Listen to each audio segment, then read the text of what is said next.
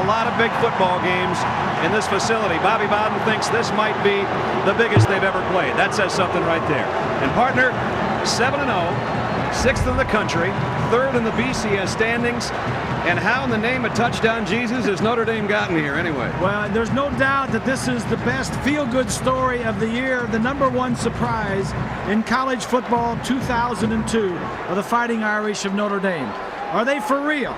Well, we're going to find out here today, because on this field, Florida State is unbeaten in 54 of their last 56 games.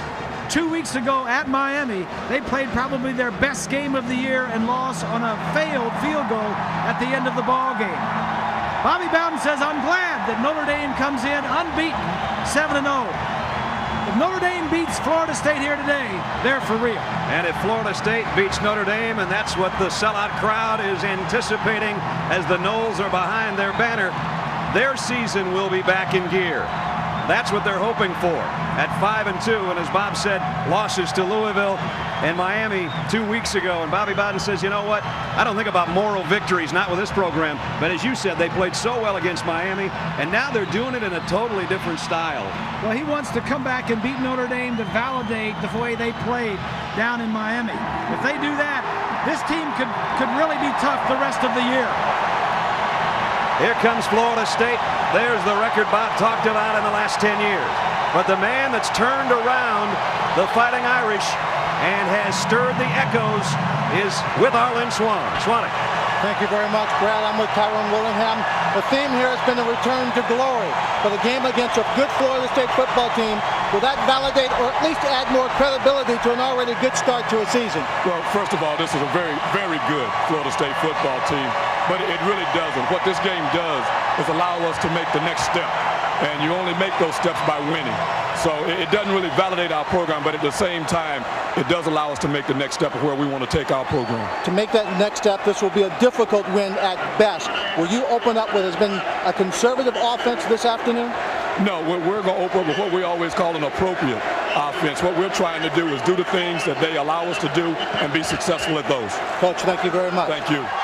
Chief Osceola and Renegade about to make their statement. Bobby Bowden Seminoles hoping to make a statement as a team. Let's head down again to Swannick. Thank you, Brad. Coach Bowden, you've always wanted the Notre Dame football down here. You've got them down here 7-0. What does it mean to your program and to this season? Well, number one, Notre Dame is such a great name, maybe the greatest name in college football.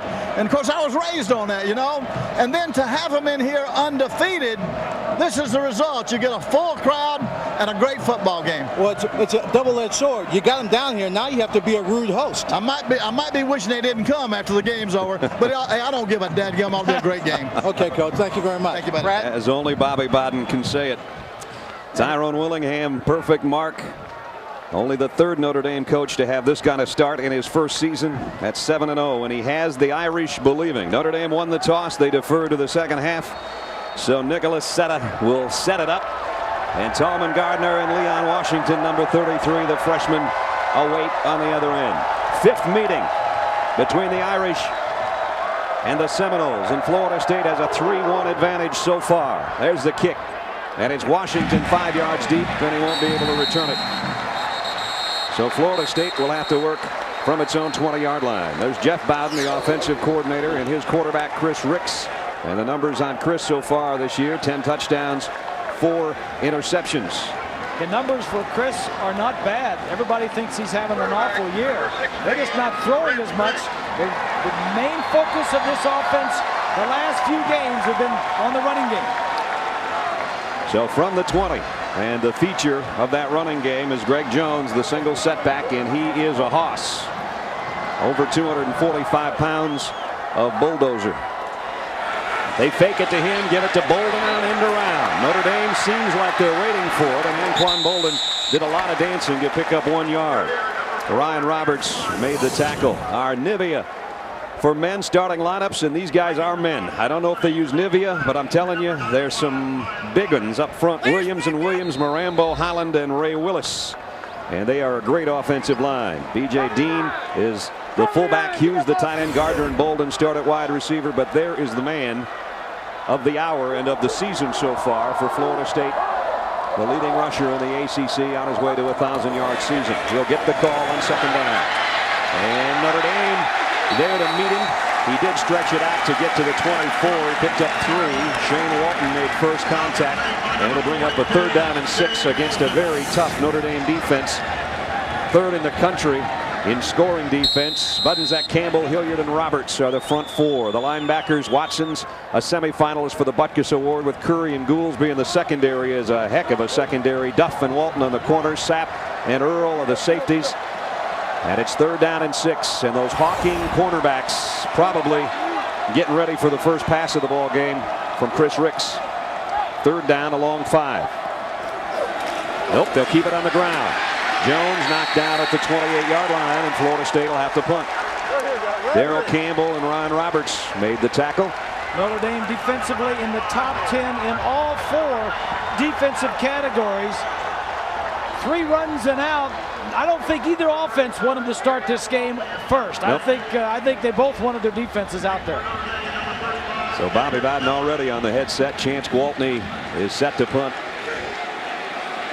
Gwaltney averaging just under 41 a kick. They put some pressure on him. Vontez Duff waits on the other end, and he'll take it at the 27. And he got out to about the 34.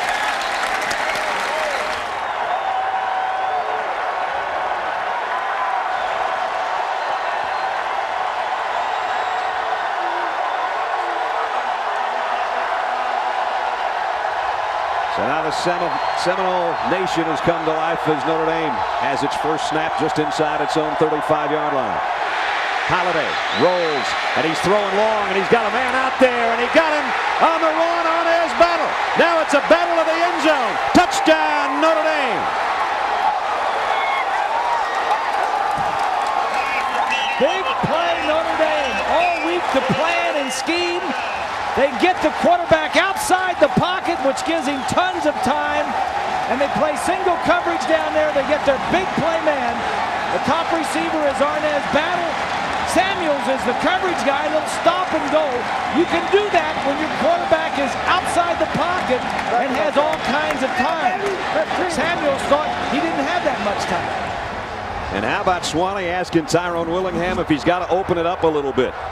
That's how you open it up a little bit. Longest play from scrimmage this year for Notre Dame, a 65-yard touchdown. What a big boost for the Irish, and a letdown for the Seminoles, especially coming off of that good performance against Miami.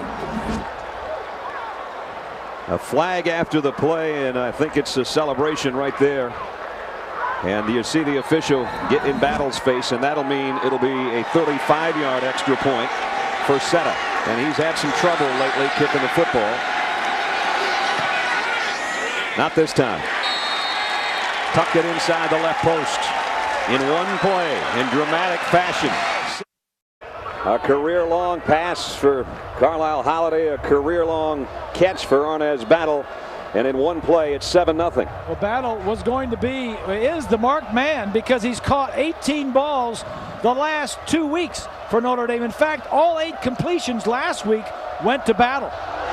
Here's the kick.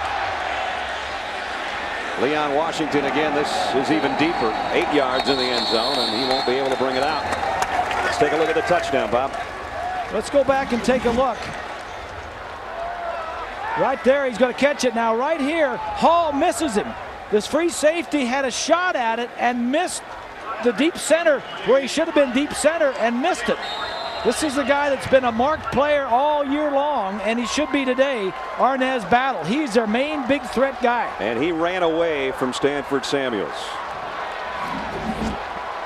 So now it's Florida State the second time from its own 20-yard line. Huge boost for the Irish and a big deflator for Florida State.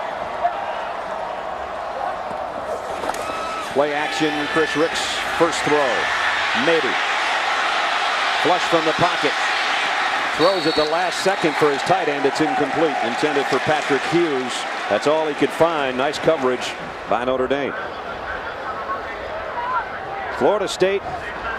There you see the breakdown. 231 yards a game rushing, 206 passing. It's the first time in 15 years that they have averaged more on the ground than they have through the air. 1987, the last time Bobby Bowden's team favored the run more than the pass. He says, you know what, that's what I grew up with. I grew up in Alabama. You ran the ball. Then I went to West Virginia. We had to run the ball. We didn't have a quarterback. So it's nothing new for him, but it's certainly new for the fans. I'll tell you that much. Jones. And here is the run. And he's got 5, almost 6. Bobby Bowden knows it may not be popular with the fans, but it's the way to try to win the ball game. Well, that's what people expect now. The pro passing attack and run it every now and then, you know. And so now, so we've been doing that for years, and I've been doing it, you know. But here we are now running the ball and running it well, and people just not used to that. They want the ball thrown 40 times a game, and I'm wanting to win the ball game, and I'm wanting to do what, if it means don't throw it down to win it, that's what I'm going to do. Let's see what they do on 3rd down and 4. Here they come. 3 blitzer. Ricks directs it to Bolden. Anquan Bolden, 1st down, Seminole. Big play. Big play for the confidence of Chris Ricks and his Florida State team to get something going. On 3rd and 4, he picks up 18.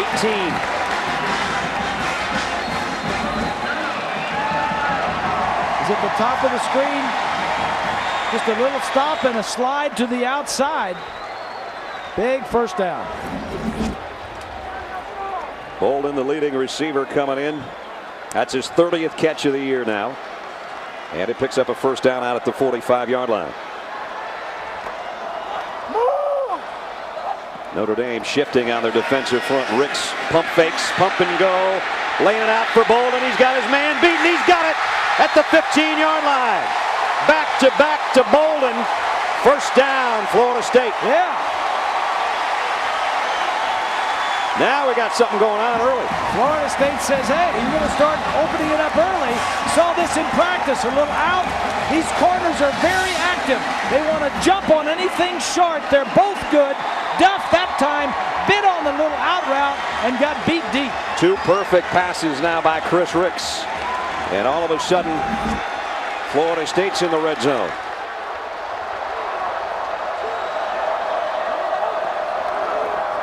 Handoff, Jones. Just carrying Irish tacklers down to about the 6. See, the run game works a little better once you get some attention in the passing game. You say, all right, Notre Dame, you better worry about the pass. We moved the ball down, and now they've got in the back of their mind, hey, they may throw on 1st down. Only Stanford had scored a touchdown in the first half this season against Notre Dame. They've allowed only 7 offensive touchdowns all year long. And now the Noles have a 2nd down in the yard at about the 6-yard line. 5 minutes into the game, 7-0 Notre Dame. Florida State looking to alter that. Jones trying to bang his way to the 5. I don't think he got there. Going to be short of the 1st down, it appears.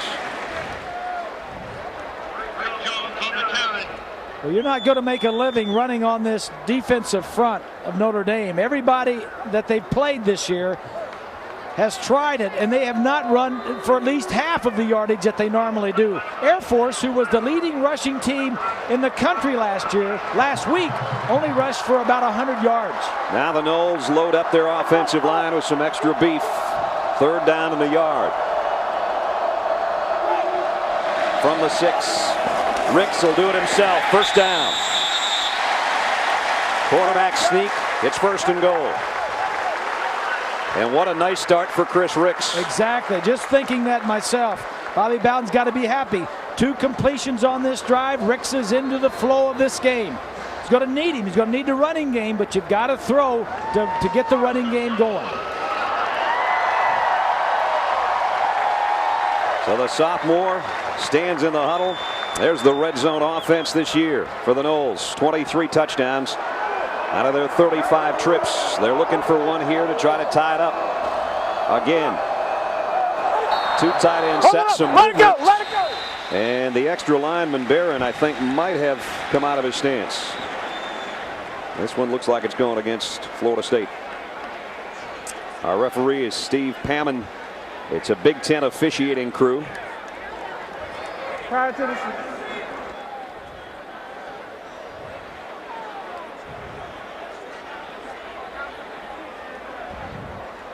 So still a conversation now among the officials. Both teams pointing at one another, obviously. Prior to the snap, false start, offense. 5-yard penalty, it's still you never like penalties, especially on the offense, especially inside the 5 going in, because those yards are hard to pick up. And there you see Barron jumped, number 70. And that backs it up and may change the plan here a little bit for Florida State. First and goal now at the 8-yard line. Ricks, quick slant, Bolden in and out of his hands. Looked like a good pass. It had a lot of fire on it, and Bolden couldn't handle it. Yeah, just a little bit too hard, I think. Try to get it past the linebackers, and you have to do that. Inside technique by Walton, so he's playing inside, expecting it. I don't know, he could have caught that one. Hit him right in the hands. I'll tell you what, guys, as a receiver, you get in the crowd like that.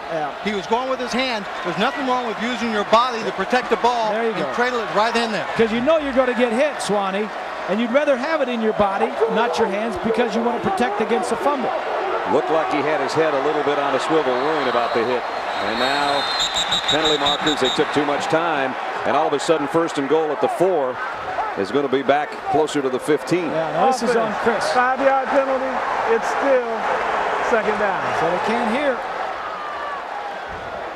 So Tyrone Willingham likes that, what he sees. And Jeff Bowden didn't like what he saw. The 25-second clock is right through the end zone, right at the right against the wall. So it's right ahead of him. No way he couldn't see it.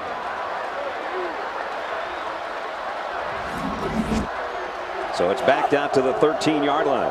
Complaining something about the ball or something. Second down and goal.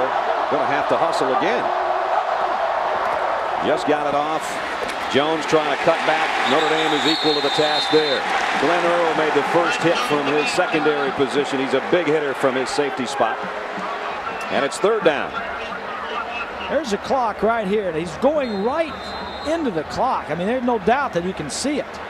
Unless you get too wrapped up in, if they have a check with me down there, like I got a pass to the right or a run to the left, and I'm going to look at the defense, and then I'm going to check to you, and you forget to look at that clock. But you got to pay attention to how much time you got to snap the ball. Totally different package now. Third and goal at the 14. 10th play of the drive. Ricks scrambles. He'll try to do it on his own.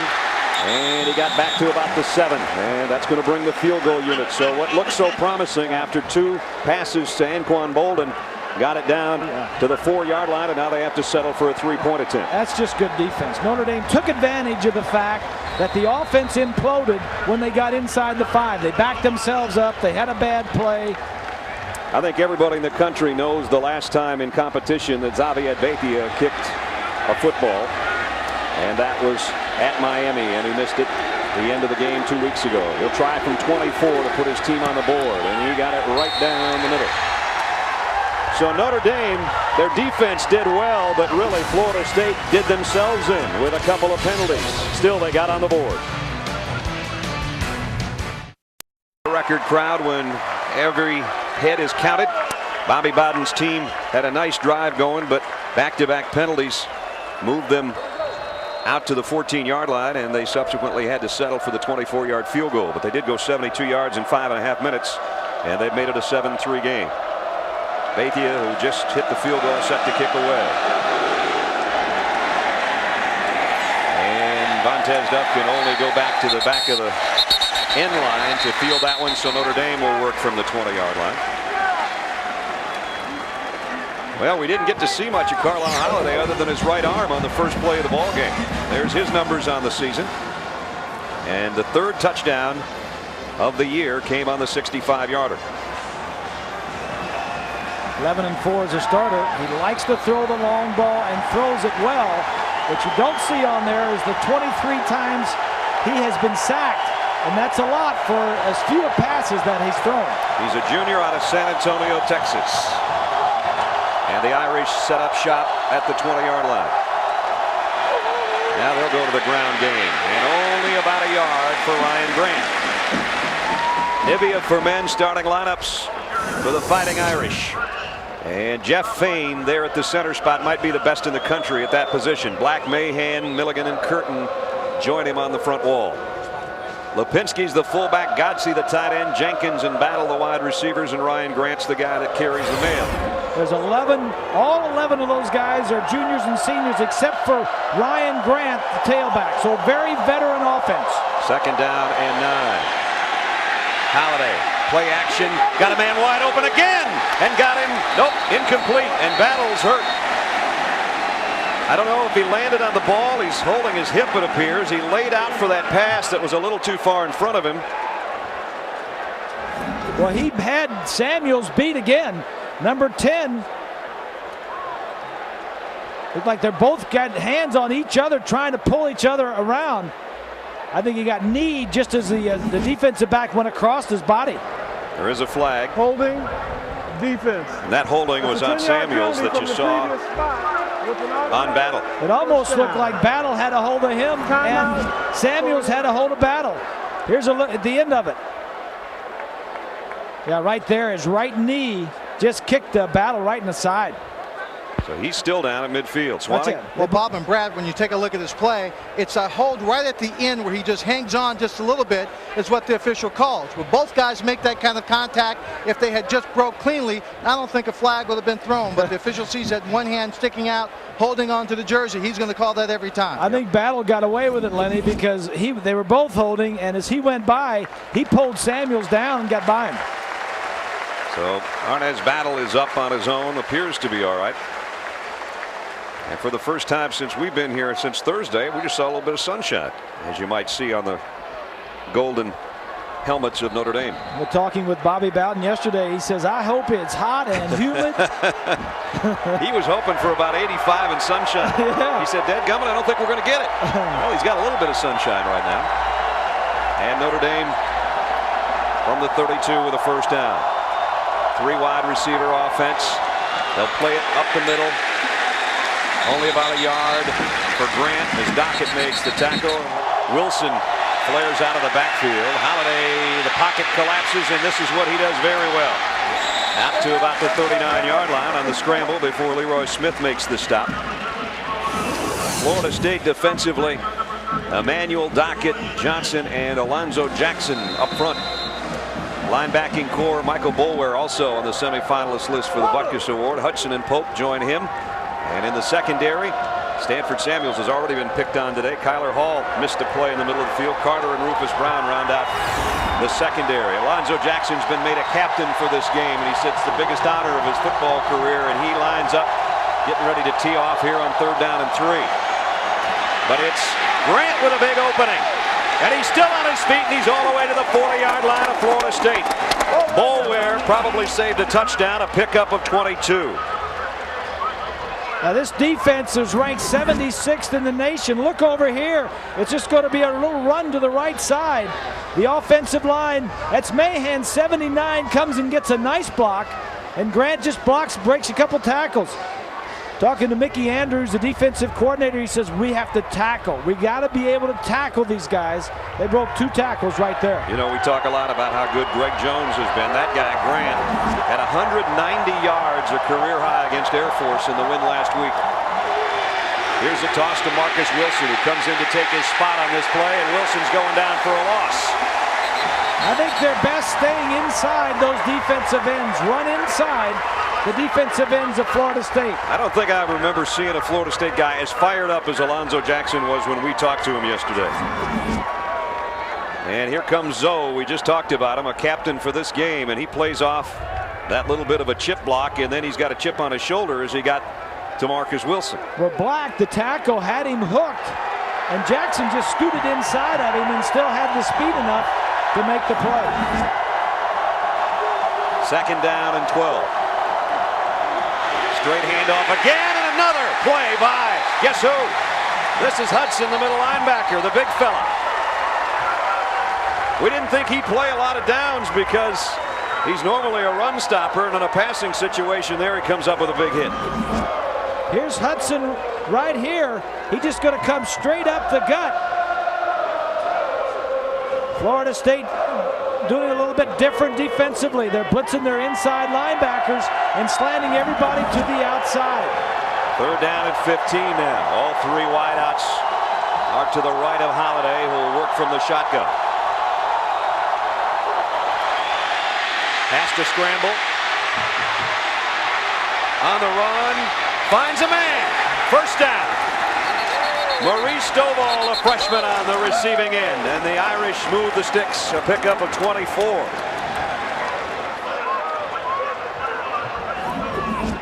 Stovall, all the receivers are over here. Let's go ahead and run it, and we'll see. The protection breaks down. Nobody is open. And then when he starts to scramble, Stovall just starts to go back the other way, and he finds him. He's open. Nice job by Holiday. So it's a first down, and that hushes the crowd again at the 20-yard line. What Mickey needs to do is to keep those defensive linemen in their lanes upfield. Contain the quarterback. Draw play to Grant. Big opening again. He might end up with another first down before they finally bring him down. B.J. Ward makes the tackle. A pickup of 8. Second down, long 2. Nope, not this time. Florida State may have dropped him for a loss. Jerome Carter with a flag down, you see, in the middle of the pile. And this one's going against the Irish. It'll be a holding call, I think, with 1:46 remaining in the quarter, and Notre Dame leading 7-3. Bob and Brad, that will be a holding call, but just an update on Arnaz Battle. As we watch a call here, I talked to the head athletic trainer, Jim Russ, and what he said was that Arnaz Battle fell on the football, and when they brought him to the sideline, they seemed to be icing down just a little small section of just above his right hip in that area, or excuse me, his left hip. So that's where he just landed on the football, but he should be coming back into the ball. That's what it looked like he grabbed Toss too when he laid out between the ball, the hip, and getting hit by the defender flying over the top. Second down and 12. Blitz. Plenty of time to throw.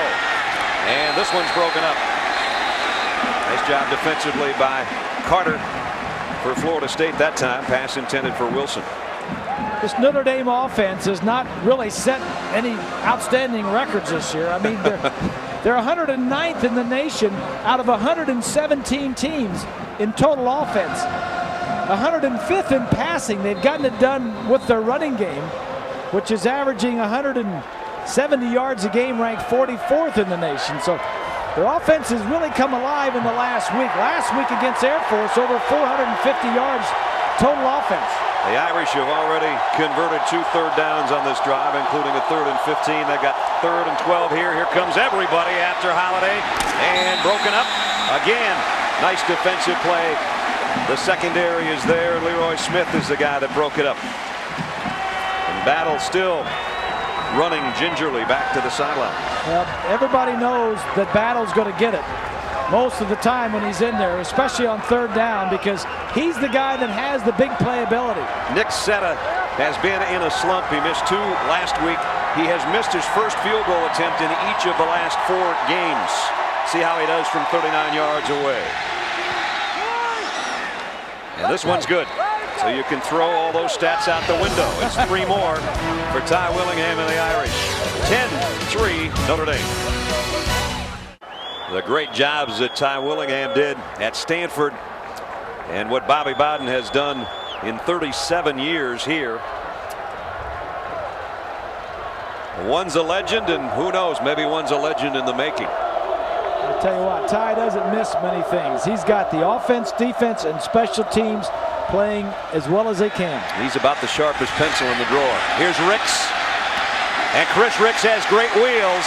He's going to get a first down. Oh! There went a cameraman. I hope he had a helmet on, but I don't think so. And Ricks gets a first down. And there's a major collision on the sideline. Passing on first down out of your own end zone. Florida State offensively. Nobody's open. Chris does the smart thing. Be safe. And he can run. Little push there. Oh boy, that's an expensive lens. I don't know if it still works. At the 21. Now it's Jones. And Greg had to fight his way out to the 24 or so. This push starts inbound, so it's legal. Right. Now one guy's smart enough to get out of the way. The guy with the cap says, I'm bailing. That's this guy. This guy said, I'm not bailing fast enough. Oh, no. Oh, boy. I hope that was just the cover to that lens, but no, there's more than, that's 3 pieces there at least. That looked like a NASCAR wreck or something. On that credential, it ought to be on the back. Says if somebody's running fast at you, get out of the way. Just don't stand there. 2nd down and 6. Jones has really had to fight for his yardage. Greg only has 28 yards on 9 times carrying the football. Time for our Aflac trivia question. Who is the only first-team All-American running back in Florida State history?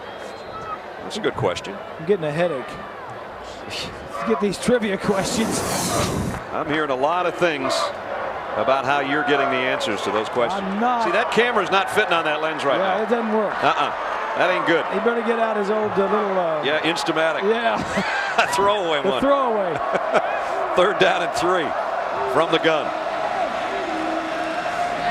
Quick slant, complete. 1st down. Robert Morgan held on to that one. So Morgan, who dropped one earlier, hangs on to a laser shot from Chris Ricks, and they'll move the sticks. Little slant, comes down, break to the inside. That's pitch and catch. The reason it was a little behind him was he had to throw it around a linebacker or one of the defensive backs that was lined up just behind the line of scrimmage. But 1st down, completion. Good play.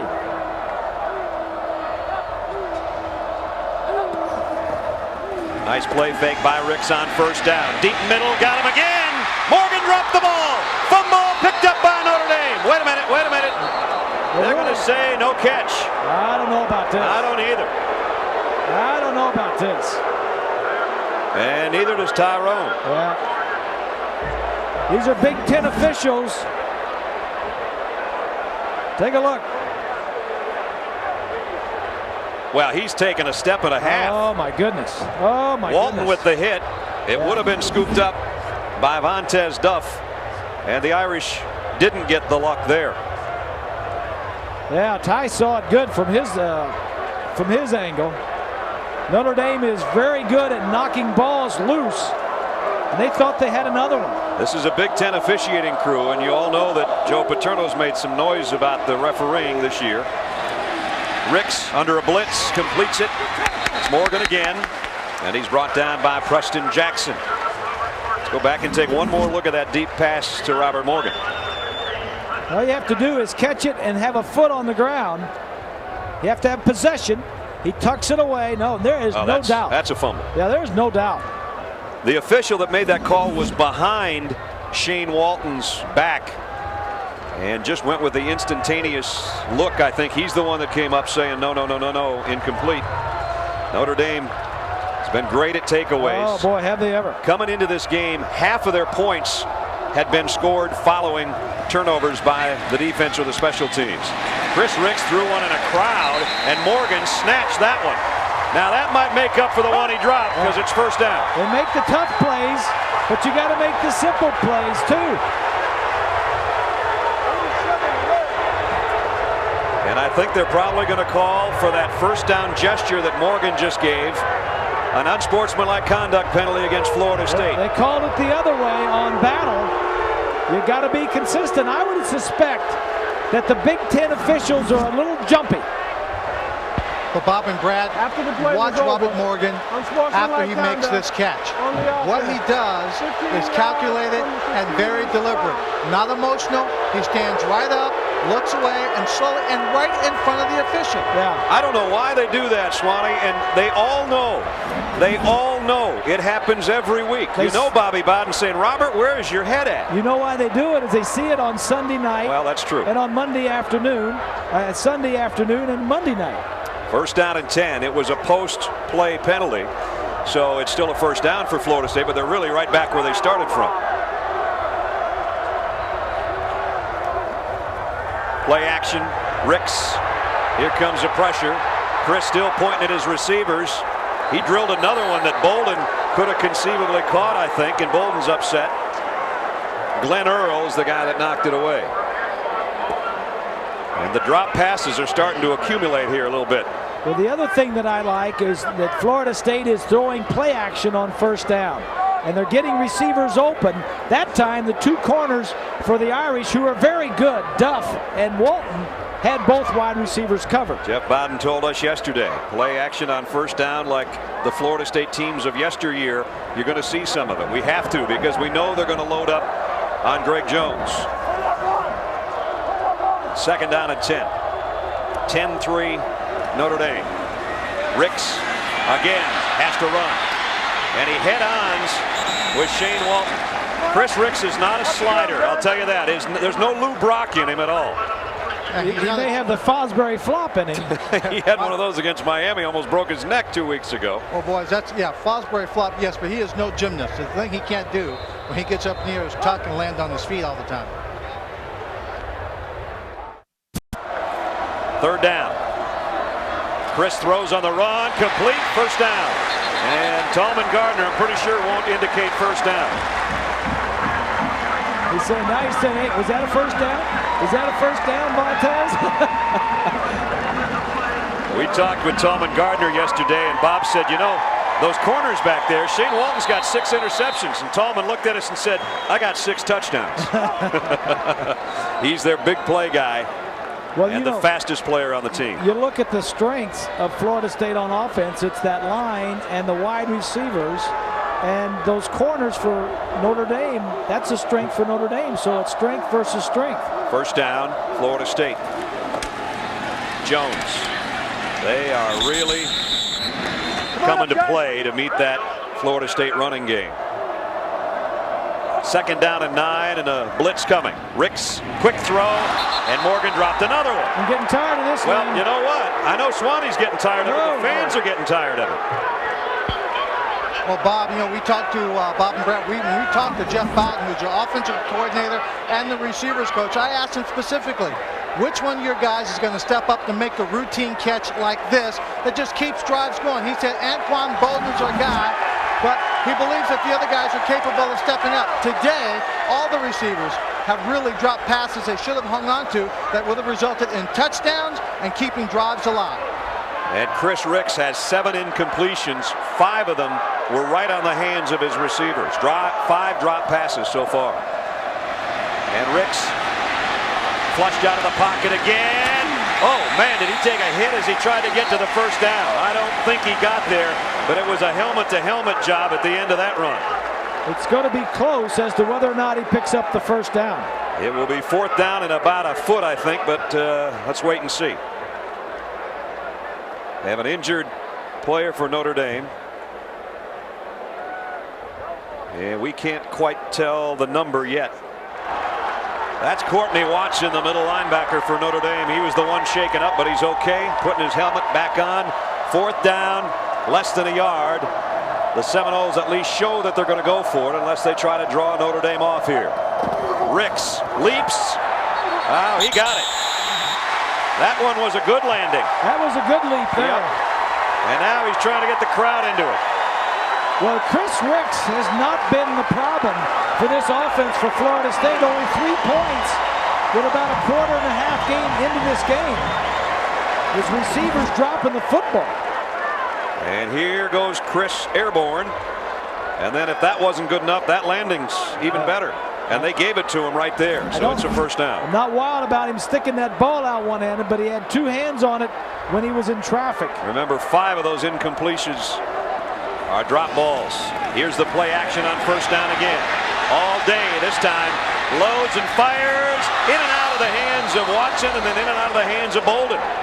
So the middle linebacker who just came back in got a piece of it. Bolden got a piece of it too, but it's incomplete. He just needs to be a little more patient. He had the time. The receivers were running a deep corner route on the left side over here. It just took him a little bit longer to run it. Play action on first down. You got great time. Stay, stay. Keep looking left. Stay. Now, you had it if he would have waited and looked back to the left. pocket presence. When you got to look around and see, all right, have I got enough time? I'll stay here then. This is the 16th play of the drive upcoming. Ricks almost intercepted by Glenn Earl. I think that one slipped a little bit. He was trying to throw to Anquan Bolden, incomplete. That's been the story of the passing game. As Bob said, hasn't been Chris Ricks' fault. 3rd down and 10. Wants to throw a slip screen to Bolden. Broken tackle. He might go. Anquan Bolden cuts back inside. He's all the way to the 2-yard line. 39 yards.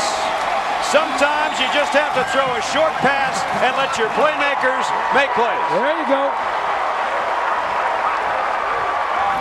If you can't throw him down, here he is right here. Just a little slip screen. Now look at the tacklers. One's here. He ran by 2 guys. They came up too quickly trying to make a tackle. Jerome Sapp came over to force him inside. And then they put the stop on him. Brandon Hoyt made the tackle. We talked about it earlier. Notre Dame hasn't given up anything except to Stanford as far as touchdowns in the first half to the opposition. Greg Jones trying to change that. His helmet came off en route as he got to the 1. And now a little pushing and shoving after the fact. A tough time getting back to the line of scrimmage. That won't be a penalty because Greg Jones' hat's off because it got knocked off. Did he get it knocked off or did he get it pulled off? Yeah, let's take another look. We'll find out. Well, Bob, he got it knocked off is what happened here when he comes to the line. Right here. Helmet to helmet. No, then it's... Whoa, there came the face mask. You're right, guys. Good shot. Our guys in the truck. Not called, but a whole bunch of face masks. 2nd and goal, Florida State. Trying to tie the game up. Jones. No way. Back to the line of scrimmage. That's all. See, if you're going to go play action, 1st or 2nd down are the best times to do it. Now what are you going to do? Now 3rd down is the best time to run it. The play calling, you've got to stay 1 step ahead of the defense. If it's on 1st down and 3-yard line to go ahead and play action and throw the ball into the end zone. Remember, this defense is the number 6 team in the country against the rush, and I think Greg Jones knows that already. 3rd down and goal, Florida State. Trailing 10-3. And it's the fullback, Torrance Washington, touchdown. We didn't even know if he'd play today. That's only the 14th time he's carried it this year. None bigger than that. How many plays was that? About 18, wasn't it? 20. Boy, they started at their own 7, and they went 93 yards. Xavier Beitia for the point after, and we have a tie football game. That was like a picnic. You had to take a lunch. The timeouts, the minute 32 to work. Field position for them all day long has not been good. Always around the 20 or inside. It's the 23 here, and with 4 wideouts, Chris Ricks will step into the shotgun. Willie Reed will be the only running back flanking Chris in the gun on 1st down. And he's going to get the handoff, and he's going down as soon as he gets it. All right, the thing you got to be careful here, Florida State-wise, you got the ball, but you're way back up in your own territory. A turnover here to a darn good defense gives Notre Dame great field position. So be careful. They don't look like they know what they're doing.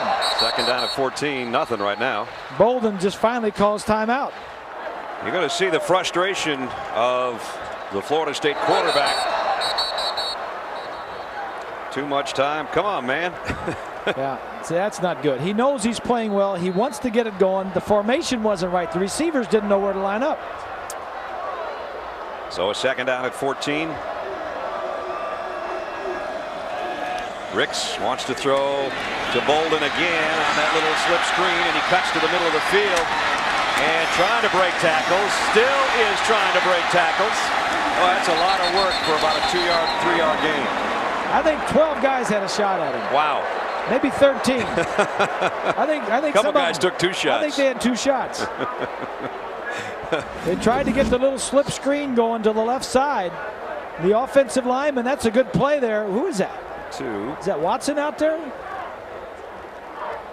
3, 4, Yeah. 5, 6, Count 'em. 7, 8, 9. Well, yeah, like 9 or 10 guys. 9 or 10 guys had a shot. It's 3rd down at 10. Rick's quarterback draw. Design play, and it's a safe play. And again, being the leading tackler now, Notre Dame calls a timeout. Not missing a beat. Notre Dame Tide just called timeout. With 1:01 remaining in the half. And that is Notre Dame's final timeout. So they're trying to get the football back before intermission.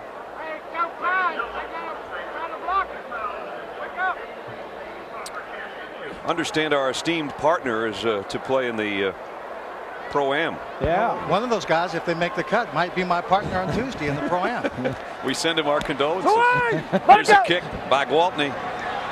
Taken at the 30. Duck got by the first wave. Pretty good field position. Close to the 45-yard line. So that timeout taken by Notre Dame, remember, was their last, but they're in good shape with 50 seconds left to try to do something here before intermission. You know, really in college football, you really don't need your timeouts like you do in pro, because every time you make a first down, the clock stops. To move the change, yep. And allows you to get up and get set for the next play. So Notre Dame trying to play for a halftime lead. First down at their own 45-yard line. Wilson's a single setback. 3 wideouts for Carlisle Holiday on a play-action bootleg. And he throws it away. Intended receiver was Omar Jenkins, number 80. But he was well covered.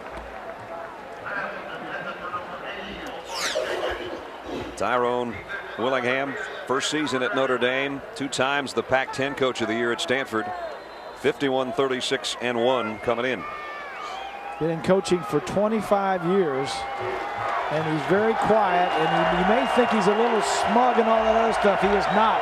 He is very intellectual, very intelligent, and a great motivator. And there's a fire burning in there all the time. 2nd and 10. Holiday getting some pressure, hit from behind again. Alonzo Jackson again.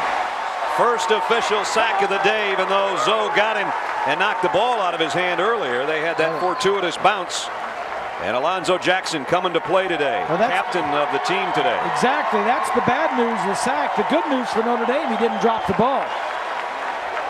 Alonzo says, yeah, my mom and sister always come to the game. Says my dad comes and he stays at my apartment. And we know his dad, Eddie, is suffering some health problems. And Eddie, we know you're watching your son. He is playing one heck of a ball game, and we wish you all the best. That play ended the half.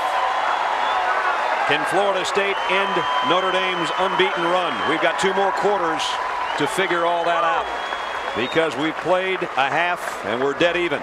Number 13 Florida State 10, 6th ranked Notre Dame 10. 10-10 Notre Dame and Florida State with 8:40 remaining in the 3rd quarter. And this game's brought out some celebrities. There's one of my partners, Dick Vitale, and his granddaughter Sydney. And you want to get Dick talking, it doesn't take much, but just say something about his granddaughter. That'll get him going a little bit. That's a Notre Dame cheerleading outfit she's got on. Yep. Lorraine and Terry, his wife and daughter, are sitting right in front of Dick there. Well, Lorraine's going right to heaven, boy. Yeah, you got that right. Oh, partner. boy. Yeah, she is already a saint. That's all cut and dry. Of course, Dick's 2 daughters both played tennis at Notre Dame, and both of his son-in-laws were involved in sports at Notre Dame. Here's Grant.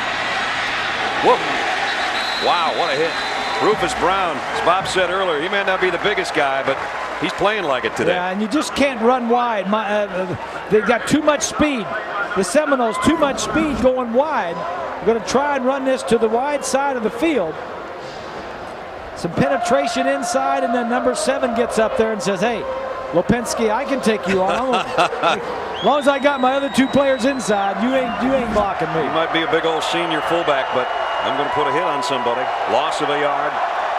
2nd down 11. Grant's only got 37 yards on the day. Holiday looks right, comes back to the left. Too far in front of his intended receiver, Maurice Stovall. the big target at 6'5". Let's check in with Lynn. Hey, Brad, you're talking about the T-shirt. Right here, your friend Dick Vitale has it. Says return to glory. They expect after this ball game that Notre Dame will have sold 90,000 of these shirts. At the end of the year, over 107,000. That means 400,000 to Notre Dame needing students fund throughout the year. I would talk to Dick right now, but I don't think he can hear me. I guess you would say that T-shirt sale is awesome, baby. We don't have time for that. 3rd down 11. Halliday has time. It is intercepted by Pope. No, he dropped it. Kendall Pope had it and dropped it. That's the thing Florida State has not done this year defensively, is get the turnovers and help their offense.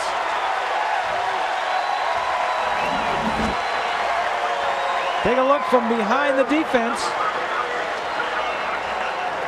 Pope is going to be right here. And if he doesn't get a hand on this, this is a completed pass, I think. Right there. Exactly. He didn't see Pope. Battle was waiting on it. Pope got a hand on it, but couldn't hold it.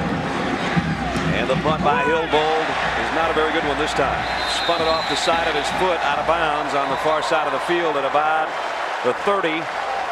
Where are they going to walk it off to? 34-yard line. Only a 23-yard kick. Chief Osceola looking on for the Florida State offense.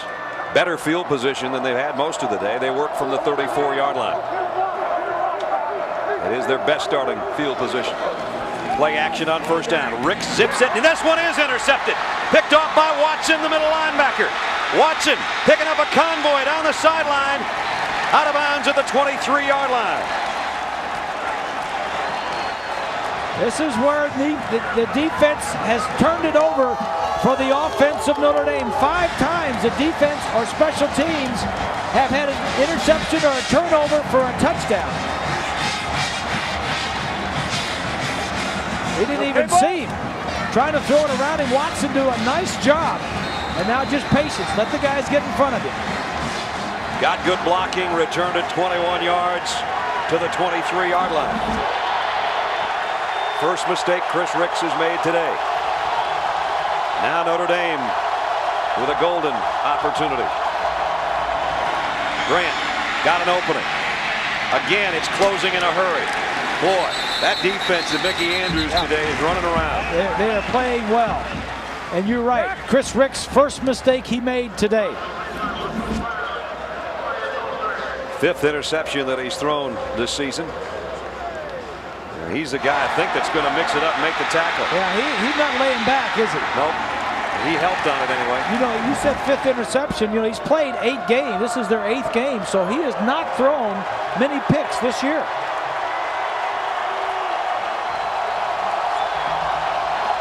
Second down and 9. Toss. Grant. And he got to about the 16-yard line. Bob talked about the opportunistic approach of Ty Willingham's defense. He talked with us about that very thing. I think these young men are really geared toward doing something special on defense and not just making a tackle and getting up and going back to the huddle. I think they're focused on creating offensive scoring opportunities through defense. And not only are they focused that way, I think their coaches are focused that way. And their drills and things that you work on every day to put them in that position so that they're comfortable taking those risks and making those kind of plays. Creating offensive opportunities from the defense. This time it's going to have to be a field goal if it turns into points, because they just were stopped on 3rd and short, and it looks like Grant's slow getting up as well. Nick Setta will try a 35-yard field goal. He hit from 39 earlier in the ball game to try to give Notre Dame the lead, and it hit the upright, and is it luck or divine intervention? It goes through. Well, he was due for some good luck. Setta, 35-yard field goal, kisses the post and goes through, and Notre Dame is back in front again. 5:26 to go, 3rd quarter. Notre Dame has regained the lead, 13-10, on a 35-yard field goal by Setta that hit the upright and went through, and that followed Courtney Watson's interception of Chris Ricks that he returned down to the 21-yard line. Florida State alum, little scooter here, Lee Corso, part of the game day crew obviously here, and he was talking to his old playing partner Burt Reynolds, I know, before the game. Burt's here. Is he a quarterback? He was quarterback, running back. Yeah, he did a little bit of both. Yeah. You know he called his own plays. Oh, no doubt about that. He's still trying. Here's a kick. Washington from the goal line. Didn't get to the 20. Great discipline again on the special teams. Impressed with the coverage of Notre Dame's special teams. Here's a look at the snap. Sometimes you need things like this to go your way when you're undefeated, to stay that way anyway. Setta's had a tough year. He's been in a little bit of a slump. I'm sure he's had some of those this year that have hit and come back, or hit and go out. Florida State is thinking, why couldn't one of ours have gone in down in Miami a couple weeks ago? Yeah.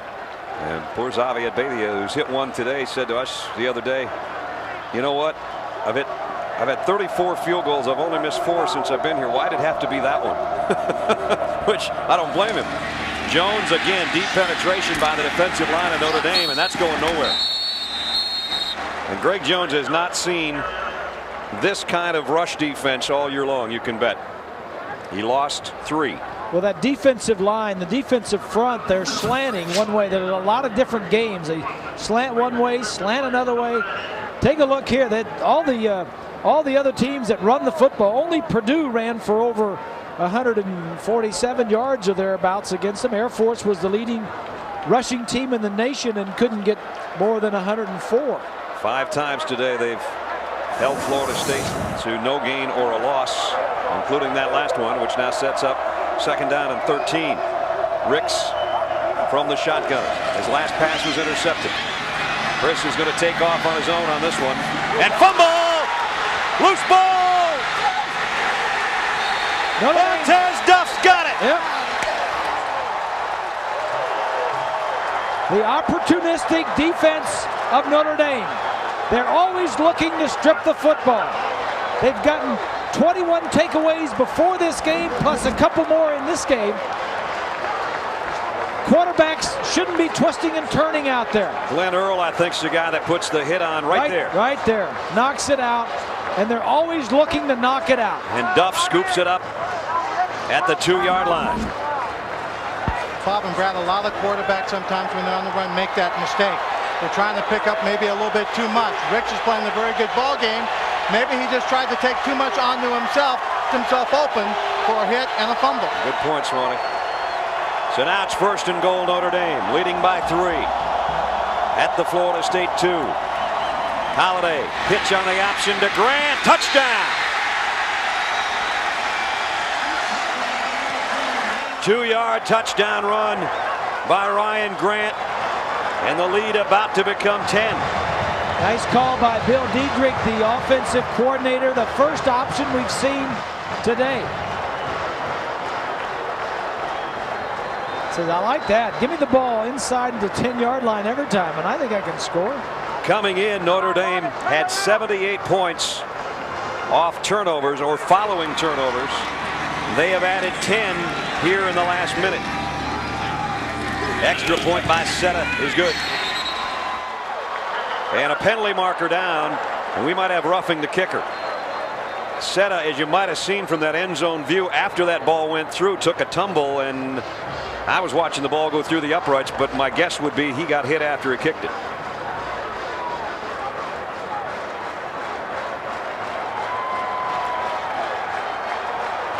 Steve Pammon is the referee in the white cap in the middle.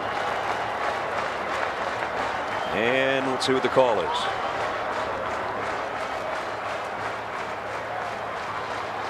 Maybe we'll see what the call is.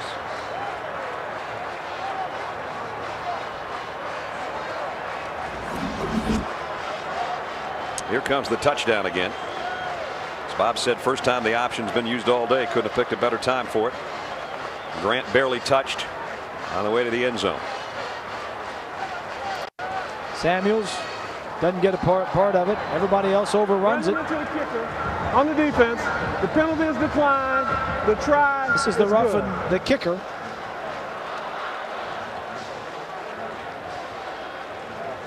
And there you see Setta go down. So the penalty was declined and they take the point. That's what all the discussion was about.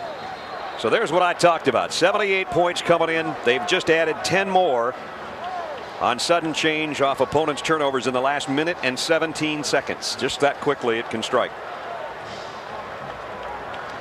Florida State, Bobby Bowden's team, 2 turnovers today, both in their own territory, an interception and a fumble. And now the load is going to get bigger on Chris Ricks' shoulders. You know, Ricks was playing well, and you can't fault him for the effort. You just have to fault him for not covering it up. You're out there, you've got 3 or 4, you're by yourself. You got 3 or 4 defenders there. Just cover it up and get down. I'm with Swanee. I think he's taken too much on himself again, and that's when he seems to get in trouble. Well, you need to know what you can control and what you can't control. And what you can control, do something about it. And if you can't try to do something, just get out and come back for another play. Washington from the 3. Oh, man, is he leveled as the ball is loose again. Notre Dame's got it. Brandon Hoyt's on top of it. It's starting to snowball here against Florida State. Well, this happened against Purdue as well. Yes. Following a defensive score, they turned right back around and popped a kickoff return loose. They just did it again. Don't think this is just happening this way. They teach and coach the guys to go in and strip these balls. The defense, they do it. The offense, the hard hits.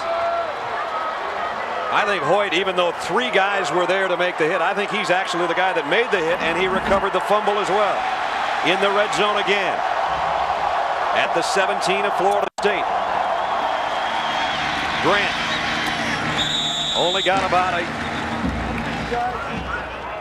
only picked up a yard at 2nd down and 9.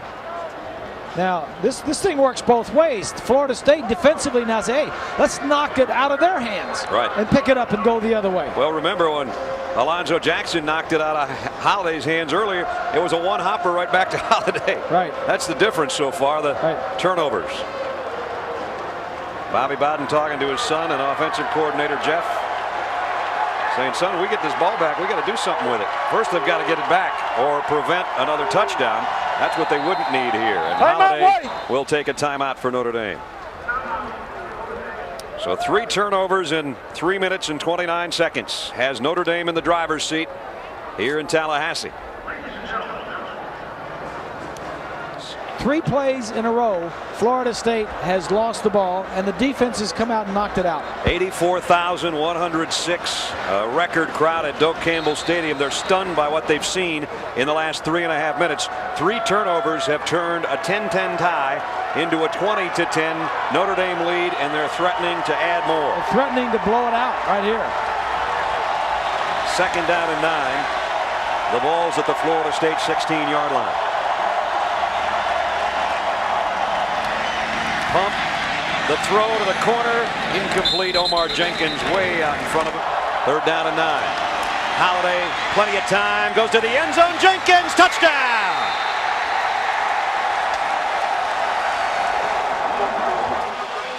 Perfectly thrown, and Jenkins beat his man to the corner. And now it's 16 points off turnovers in the last 4 minutes or so. Just how quickly things turn around on turnovers. 3 turnovers inside the 20-yard line, 17 points. Unbelievable. Really unbelievable. Seta for the point after with 3:05 to go in the 3rd. High snap, handled well, kick is perfect. Notre Dame's record still perfect, and they're only 18 minutes away from keeping it that way. First touchdown catch for him this year from 16 yards away.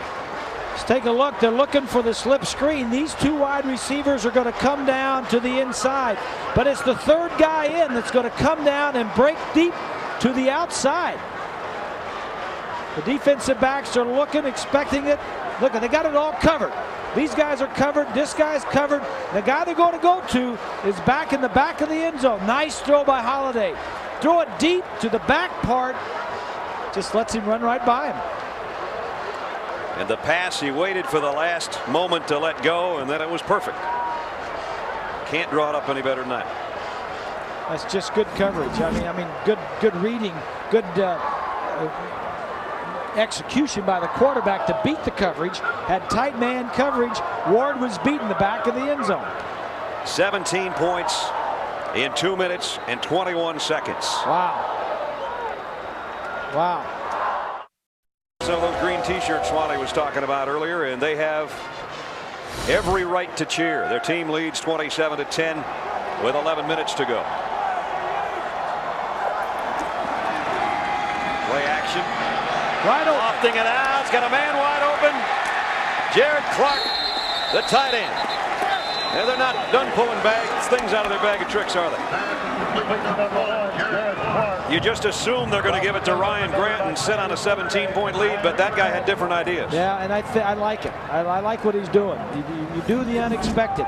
You've got two tight ends, one here and one here. You're going to fake this way, and Jared Clark, the other tight end, is going to come across the field. How open can you get? Yeah, look what you see down here. Look at all this. Just get the ball out there. That's just well designed and good timing on the call. Penalty flag. Hold it up. Legal substitution, I believe, on Notre Dame, as now their total yardage is starting to creep up there. The referee threw that flag before Notre Dame even got to the line of scrimmage, so I assume that it's going to be an illegal substitution. Yeah. Having too many guys in and out of the huddle. Tyrone's offense at Stanford, where he came from, he was there for 7 years. He was with Denny Green at the Vikings, and he was with Bill Walsh, influenced him. He says, you know, they like the West Coast offense. I mean, they like to throw the ball and all that stuff. They're not doing that with Notre Dame. They're not spreading it out. They're not throwing the quick stuff and all that other stuff. But they're going to get to that. But eventually they will. But now, not right now. And right now they'll just give it to number 4 to break this game open. Ryan Grant, another Notre Dame touchdown. Following Lipinski as fullback. And he just probably sealed the deal from 31 yards out.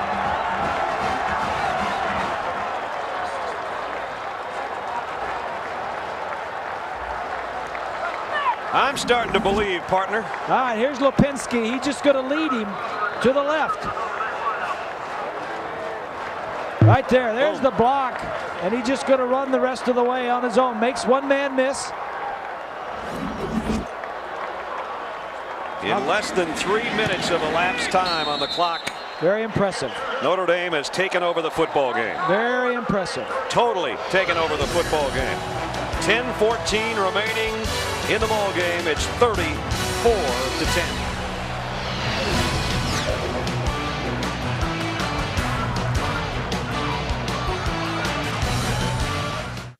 History might be a very sad crowd going home. It is 34-10. Notre Dame en route to its 8th win without a loss. Florida State looks like it's about set to suffer its 3rd setback of the year.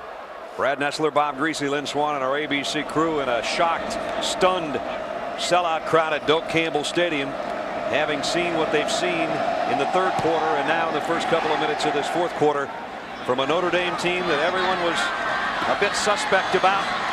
Strofonzo Thorpe gets the corner and got out to about the 30-yard line before he's knocked out of bounds.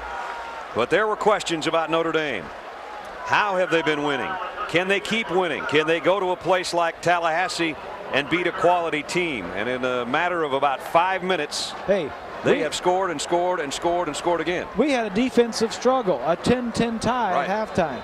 And the defense has set the tempo the second half for Notre Dame. Remember, there was a year when they had a big win and looked like they were going to go undefeated, and Boston College picked them off the following week. But there's the remaining schedule. USC will probably be the only team ranked, and they may not be by then, you never know, that Notre Dame has left on its schedule. Here's a screen pass to Jones, puts the brakes on, and he gets out to about the 38-yard line. So we're under 10 minutes. We talked about Notre Dame. Their highest BCS ranking ever was coming into today in the number 3 spot. Miami is winning over West Virginia, though they've had their hands full. Oklahoma's got the week off before they play Colorado. Virginia Tech is winning. Georgia plays at Kentucky. It's a bad spot for them over the past few years, though they are playing pretty well right now. You saw Ohio State's coming up later. A lot of you will see that. Here's a ricochet shot, almost intercepted. As we go back to the BCS panel that we were talking about, Two losing teams here, Michigan and LSU. And Texas plays Iowa State at 3:30. Now there's an undefeated team that's not in there. You mentioned them before, NC State. They're 9-0. They're ranked 11th in the standings. And they'll probably move into the top 10, obviously, this week because they routed Clemson at Clemson Thursday night. And Chuck Amato's got them believing in Raleigh. At the 38-yard line. 3rd down and 2. Chris Ricks all alone in the backfield from the shotgun. Deep down the middle. Out his man this time. And that's a 1st down at the 42-yard line. Got it to Nick Maddox, who's played well in spot duty today. As he's had a couple big receptions. Got a square in coming. He's missed a ton of these today. Throwing it between the linebackers. There was a slip there. The linebacker slipped. Or he may have had that one. 7 times today in 11 possessions, Florida State's been held without a 1st down. They get the 1st down there. Chris has to run for his life again. And nowhere to throw it. And nobody. Everybody's coming. I'm very impressed with this defense. We talked with Kent Barrett before the ball game, and I asked him, a lot of this staff, in fact, 6 of the 9 assistant coaches came with Tyrone from Stanford. Kent's the one guy who was with him the whole time. Kent was there, exactly. And I asked him, I said, what is the difference between the Notre Dame players and the Stanford players? Because they're both high quality, you know, good schools and all that other stuff. He says at Notre Dame, when they're on the side, standing on the sideline, when they're not in there at practice, they're talking football at Notre Dame. He says at Stanford, they were talking about maybe their class or physics. Yeah, physics or something else. He says they're very intelligent players. Bolden almost made a circus catch of a pass by Chris Ricks that was out of desperation, but it's incomplete. At the conclusion of today's game, we'll select a Chevrolet player of the game from each team. Chevrolet will make a $1,000 contribution to each university's general scholarship fund. And not only are the defensive guys, he said, intelligent, I mean, but the defensive backs, when they put in a new coverage, all their eyes would light up, and the next day when they came back out, it was like they had it for a week, 2 weeks, 3 weeks. They remembered it. It was easy. He says it's fun coaching these guys. Ricks on 3rd down. Boy, that pocket collapsed in a hurry. Just tries to scoop it ahead, and it's intercepted. Glenn Earl, who made a big hit on Ricks earlier, just makes a big pick on Chris, trying to do something again out of desperation, just heaving the ball out there, hoping for a miracle, and instead it's another turnover. And you may have noticed the ball hit the umpire, but that's okay. He's just part of the field. Dave Nowak's the umpire. Hit him in the noggin, I think. You see there was no pocket at all. Yeah, watch the umpire there. He's going to shovel the ball forward. Whoops, knocks his hat off, and then Earl comes, gets his hands under it. Nice play. These guys just make plays. They sure do. Earl knocked the ball loose earlier. Now he gets an interception. At the 40, Notre Dame in control. 8:42 left, 34-10. Shockingly. It's starting to become a fact now that maybe it isn't going to be a shock anymore. Well, they're convincing me. Yep, me too. One more look at from another angle of Chris trying to make a play here. You saw the blitz coming. Yeah, Tuck, number 44, forced him to leave the pocket. Then he was trying to shovel it and just make something out of it. And you got to decide in a quarterback's head in a split second when you're going to take a chance like that and when you're not. We've told these officials to keep their head in the game, and by golly, they have. 2nd and 6. 8 minutes left.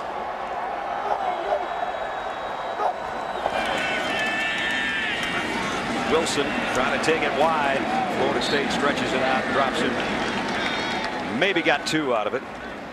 Now, let me ask you something, partner. We've seen some good teams. Yeah, we have. We saw Oklahoma. A couple weeks ago, we saw Miami and Florida State, and we saw Miami beat Florida State. We saw Oklahoma, and now we've seen Notre Dame, who we didn't think was deserving of the high ranking. Now, granted, they don't do it real pretty on offense. But when you look in the loss column, there's nothing there. Exactly. I mean, when they do it, they do, you know, Tyrone just sits over, he's very quiet. He says, hey, we just do what we can do. Each week we'll see what our offense can do. And it's not pretty. and it's not what it's going to be next year and the year after that. They're probably in about the 30th percentile of what their offense might look like a year from now. Exactly. But here comes a guy that certainly helps the cause. Grant, who was slowed for much of this game, is starting to wear on the Florida State defense. He had a 31-yard touchdown run a little while ago. He just ripped off another first down run. And for a guy who gets up after every play like Jim Brown used to, he's starting to warm up. This offensive line for Notre Dame was all veterans, juniors and seniors, fourth-year juniors and fifth-year seniors doing a great job up front. In fact, the starting team for Notre Dame, including the kickers, 23 of the 24 players are juniors and seniors. So when Ty and his staff came in, they lost Julius Jones, who they didn't think they were going to, and they lost Fisher from last year, and Javin Hunter and Givens and those receivers and all. But they had a very veteran ball club. The cupboard wasn't bare, that's for sure. Pickup of about a yard as we're approaching 6 minutes. That's Jerome Carter, who's down. We'll take a quick timeout too. With 6:15 left in the ball game. Still working on Jerome Carter on the field, shaking up on that last play. We've got 6 minutes 15 seconds remaining in the ball game. If you're just joining us, it's all Notre Dame right now. 34-10, a third quarter that completely turned a tie football game into a lopsided, soon-to-be rout, it appears. They've got second down at 10. The Irish at the 48-yard line of Florida State. And the fullback gets a little sugar. And he gets about 4 yards on the carry. So, partner, I asked you 3 hours ago, how are these guys doing it, and are they for real? You got a new answer? They're for real. I'm with you. And I'm voting for Tyrone Willingham for Coach of the Year. Yeah. The way he is, it's so impressive what he has done with this ball club. It's just amazing. He's instilled a belief, and they believe. And now the whole country, week by week, is starting to believe, and Bob and I are in that group now because we're just like everybody else. You wonder, you go, well, are they doing it with smoke and mirrors? Well, you see the numbers about their offense, and their offense is not doing much. They're doing much more now than they did the first 3 or 4 games. Wilson stood up in the pocket and dropped. Kendall Pope. They only do, what's asked of them, and they're very careful. They don't turn the ball over. As I mentioned, Holiday has only had a couple of interceptions in 100 and how many passes? 123 passes coming into the ball game. So, and they don't drop it much. Very impressive. They're getting ready to punt, using all the time they can. Hillbold, and right now Florida State is expecting possibly a fake punt. They didn't put any kind of rush on, and Hillbold tries to knock it down in the far corner, and he did again. Boy, he's done a nice job of that all year long. They don't miss a trick. They've got good kickers. They've got good discipline. They got a good coach, and we talked about, Bob did, where he's been. Tyrone Willingham, 77 graduate of Michigan State. That's his alma mater. That's where he started as a grad assistant in East Lansing. That was in 77.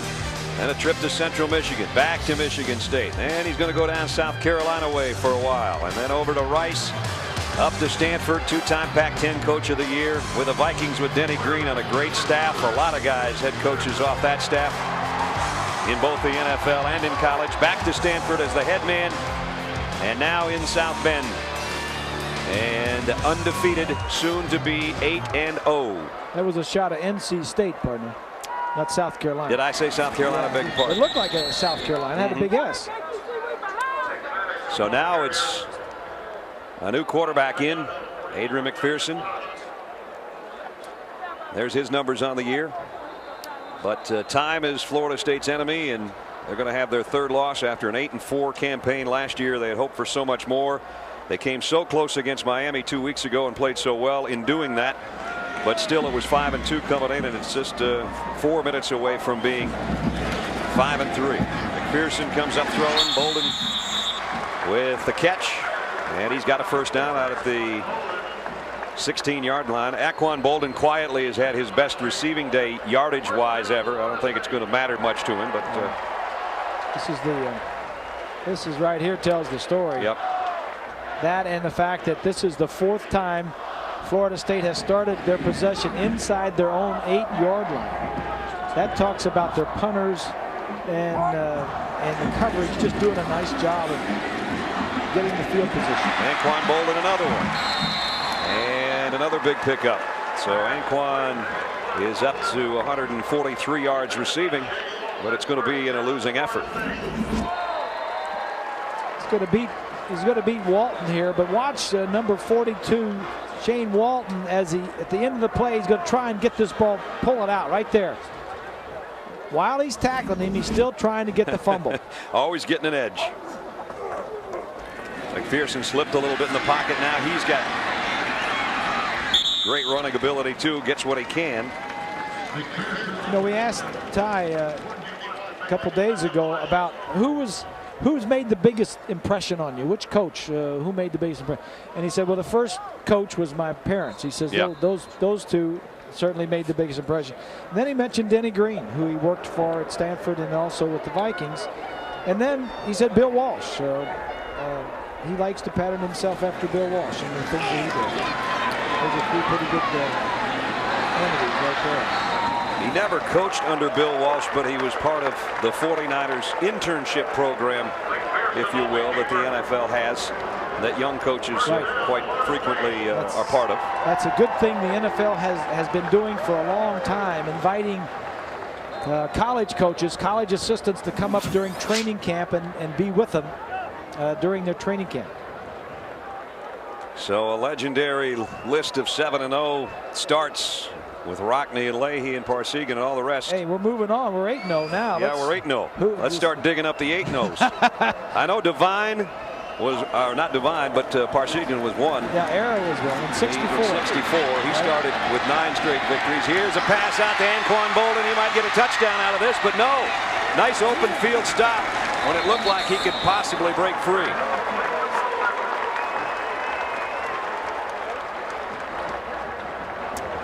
So another 27 yards for Anquan Bolden. He hasn't given up, and neither has Walton. The inside receiver, number 4, but helps his quarterback there. Yeah, this is Duff, I guess, downfield. Watch Duff here, number 34. He does not want to let him get in the end zone. Nope. So McPherson moving the team down. Throws in and out of the hands of Crefonzo Thorpe. And the clock stops with 1:46 left. We talked about before that last snap, though, about Tyrone Willingham. Bob mentioned Ara Parsegian in 64 went 9 straight wins. And Jesse Harper back in 1913 won 7 all in 1 year and the first 2 of the following season. So in 1913, 1914, and now Ty Willingham joins a bunch of legends to start a Notre Dame coaching career at 8-0. Man, who would have thunk it? I'm telling you. McPherson down the middle. Morgan, tough catch. Again, he holds on to the tough one, and he's going to get lucky if a flag doesn't fly again. Spins the ball, but they don't throw one that time. They did throw a flag on him on that first down indication he made in the first half for a bit of a celebration. All this drive is going to do is start a quarterback controversy here for Florida State. You're right. And Chris Ricks played as good a first half as we've seen him play in a long time. Don't forget doubleheader coming up. Those are the games you'll see as we wind down the last minute 22 here. Adrian McPherson back to throw to the end zone. Did he get in? Yes, he did. Touchdown, Anquan Bolden. So Florida State not quitting. They're not going to win it, but they're not quitting. Nice drive by McPherson. Very nice drive. He hasn't played a lot, but he's a talented young quarterback, and I'm sure, like we said, it's going to start some people talking. Bolden is big. I mean, he's a big receiver. All you have to do is break the plane with the football to score the touchdown. Extra point is good, but still Notre Dame's got Florida State doubled 34-17. You can bet that there's an onside kick coming here in just a moment. First half, maybe tried to do too much on his own. In the second half, a couple of turnovers, 1 a fumble, 1 an interception that led to some quick Notre Dame points. And now with the onside kick coming up, Chris's day is done. It's all a part of the maturing process for a young quarterback. Here's Bathia's onside kick. Florida State's got it on the run, and it's Bolden. Wait a minute. The whistle is blown. I don't know why. It went far enough, didn't it? Was it offside? Were they offsides? Well, that could be. And let's see what we hear this time.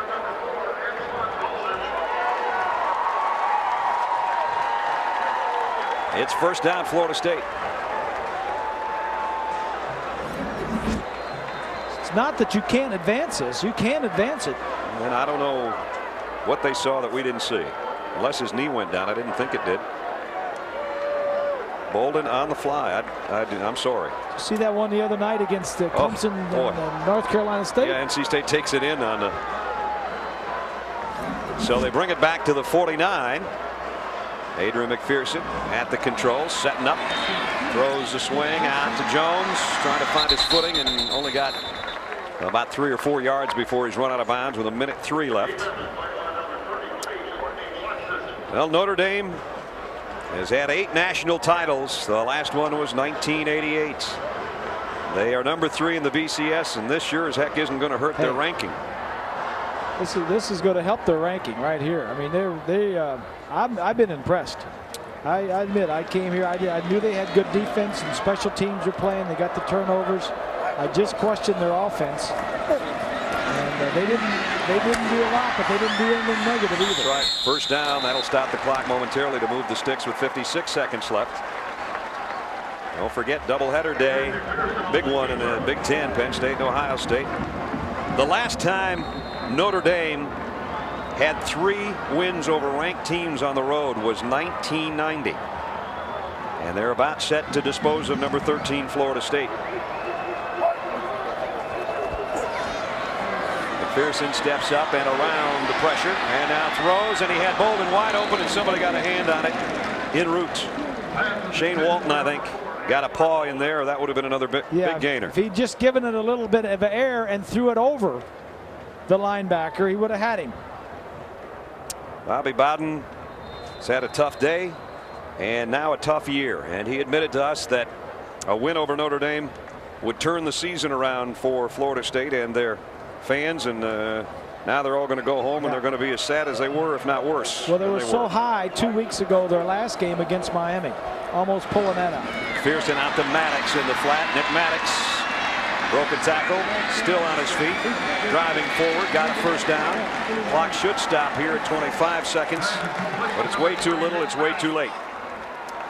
And Irish eyes are smiling, I'll tell you that much. And when Irish eyes are happy, all the world seems bright and gay to the BCS, because they look like they might be heading to a big game. They still have some games to play, but the only ranked team they'll face, whether or not USC will be ranked at that time, we don't know yet, but you'll see that game in late November right here on ABC. They have Boston College at home next week, and then they play Navy in Baltimore. They have Rutgers at home, and then they travel to USC Saturday night game. The contenders for the BCS, Oklahoma idle today. They've got Colorado coming into Norman next week. At Oklahoma State, at Texas A&M in the Big 12 championship. Miami had to survive West Virginia. I don't know that that game's over, but they've had trouble with them all day. But they've got Tennessee in Knoxville and Virginia Tech in Miami on December 7th.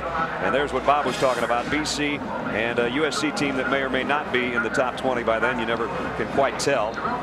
Virginia Tech is a team that's sailing by. We haven't talked much about them. Virginia is improving, and that game at the end of the year against Miami, Georgia, could surprise everybody. Georgia's got Kentucky tonight. They don't play well in Lexington at night, so watch out for that one. At Auburn, the SEC championship. Ohio State, don't forget they've got Penn State coming up next for most of you, and then they've got another team that's a shocker so far, the Golden Gophers of Minnesota next week, and they only have 1 loss. McPherson running around, throws complete. Maddox still on his feet inside the 10. He got there. Touchdown.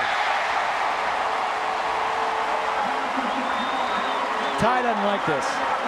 So everything was looking pretty good, and this is going to be his motivation for next week. Tyrone Willingham. And another flag down. We didn't finish the game. Penalty markers down.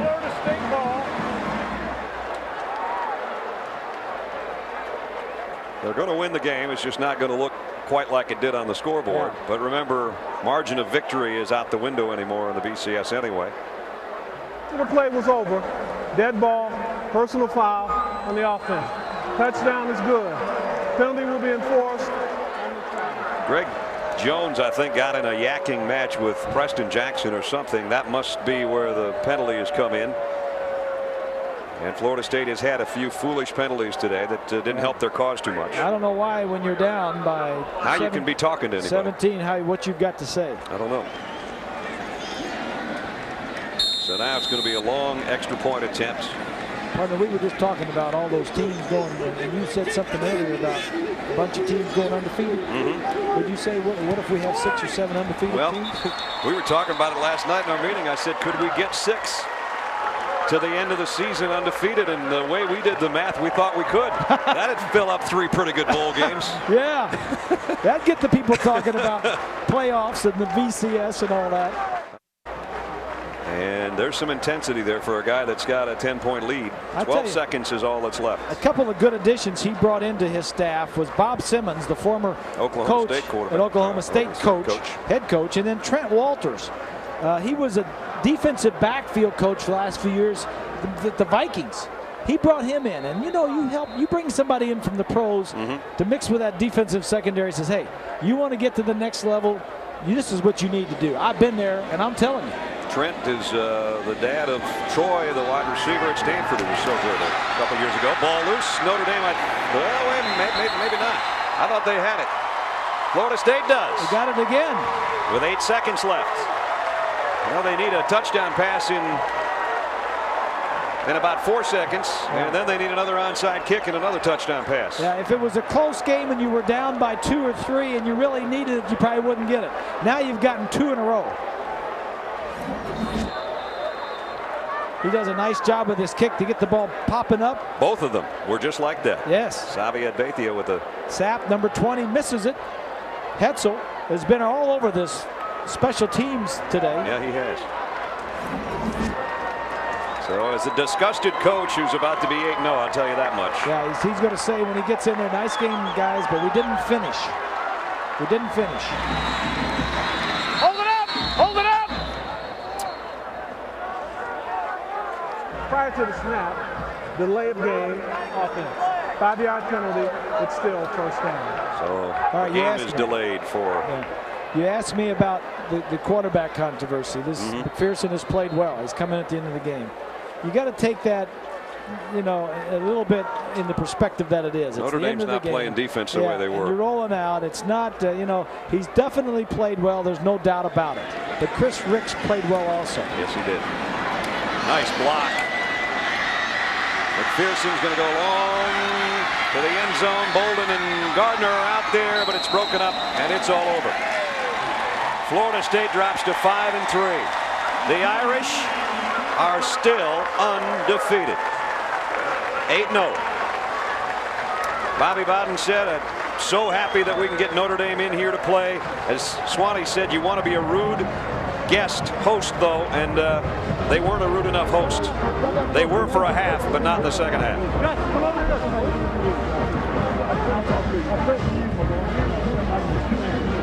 It's not Irish luck anymore, folks. It's a good football team.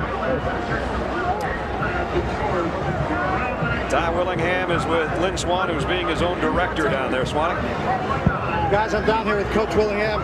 Coach, a tremendous victory for you. I know early on today you said this would not be validation for your program, but this win has to give this program and what you're doing this year a great deal of credibility and respect. Well, Lynn, thank you, but we're not thinking that way. We felt like this was a heck of a ball game to win because we're playing a great football team, and they're truly a really good football team. But we looked at this as simply one more step on those number of steps that we need to take to be the team that we'd like to be. Coach, we know you believe that because we saw you coaching right down to the end. Thank you very much. Thank you. Congratulations to Notre Dame. They win again and beat another ranked team on the road. 34-24 is the final. For Lynn Swan and Bob Greasy, I'm Brad Nessler from Doak-Campbell Stadium.